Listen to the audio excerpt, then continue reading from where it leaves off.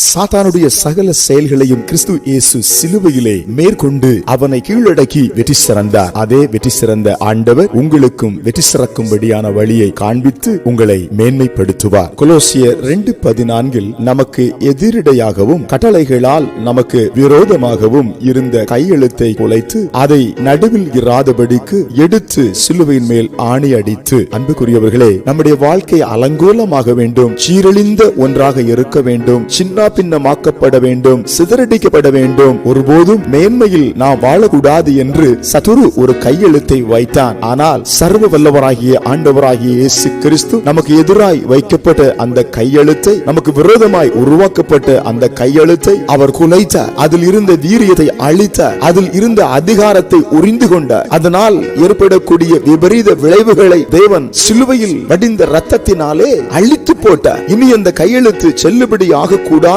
என்று அந்த கையெழுத்தினே ஆணியை அடித்து அதை நசுக்கி அதன் வீரியத்தை இழக்க செய்து விட்டார். ஒருவேளை உங்கள் வாழ்க்கையிலும் பரம்பரை சாபங்கள் ஒரு கையெழுத்தாக அமைந்திருக்கலாம், சில மந்திரவாதங்கள் சில கையெழுத்தாக அமைந்திருக்கலாம். ஆனால் கர்த்தர் அதையெல்லாம் குலைக்க வல்லமை உள்ளவர். கடந்த காலத்தில் ஏற்பட்ட சகல தீமைகளையும் சகல சாபங்களையும் அவர் மாற்றி உங்களுக்கு ஆசீர்வாதமான முடிவை தந்து உங்களை வெற்றி சிறக்க பண்ணுவார். கிறிஸ்து உங்களுக்காக நிற்கிறார் என்பதை மறந்து போகாதிருங்கள். எதிரியை தாழ்த்தினவர், எதிரியின் கட்டளைகளை உடைத்தவர், எதிரியின் கையெழுத்தை குலைத்தவர் உங்களோடு கூட இருக்கிறார். சோர்ந்து போக வேண்டாம். அவர் என்ற ஆழமான நம்பிக்கை வைத்து முன்னேறுங்கள். இந்த நாள் புதிய அத்தியாயத்தை காண்பீர்கள். உங்களுக்கு விரோதமாய் உருவாக்கப்பட்ட எல்லா கையெழுத்தும் குலைந்து போய்விட்டது. ஆமென். நீங்கி விட்டது. நிரந்தரமான விடுதலை உங்கள் மேல் இறங்கிவிட்டது. கலங்காதிருங்கள். ஜெபிப்போம். எங்கள் பரலோக பிதாவே, இப்பொழுதும் இயேசு கிறிஸ்துவின் இரத்தத்தின் வல்லமை ஜெபத்தில் இணைந்திருக்கிற பிள்ளைகள் மேல் இறங்குகிறது. எல்லா சாத்தானுடைய கையெழுத்தும் குலைக்கப்படுகிறது. அதிகாரம் இறங்கி ஆசீர்வாதம் வெளிப்படுவதற்காய் ஸ்தோத்திரம். இயேசுவின் நாமத்தில் ஆமென்.